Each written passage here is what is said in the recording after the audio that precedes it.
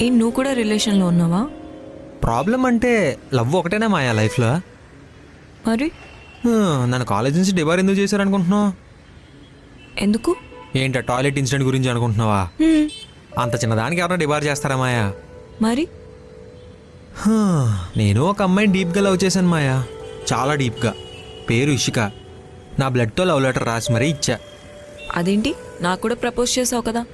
అదేదో ఏడిపించడానికిలే మాయా, సరదాకే. ఆ తర్వాతే తను కలిసింది. అవునా? తను తెలుసా నాకు? లేదు, తను మన బ్యాచ్ కాదు, మన జూనియర్స్ బ్యాచ్. బయటికి చెప్పుకోవడం ఇష్టం లేదని చెప్పేసరికి కొంచెం సీక్రెట్గా మెయింటైన్ చేశాను. ఆ తర్వాతే అర్థమైంది తను వేరే వాడిని మెయింటైన్ చేస్తుందని చెప్పి. హ్మ్, సరే. ఇంతకీ ఏమైంది? తర్వాత ఏమవుతుంది మాయా, నేను మాత్రం చాలా డీప్గా లవ్ చేశాను. ఆ తర్వాత అర్థమైంది తను నన్ను అవసరానికి వాడుకుంటుందని. పాడుకోవడం అంటే? అంటే డబ్బులు తీసుకునేది, పికప్ డ్రాపు, ఒక సెక్యూరిటీ లాగనమాట. తర్వాత వేరే అబ్బాయితో ఎఫ్ఐఆర్ మెయింటైన్ చేస్తుందని తెలిసింది. నేను నమ్మలేదు. ఒకసారి వెళ్ళి తను అడిగాను ఏంటిదంతా అని.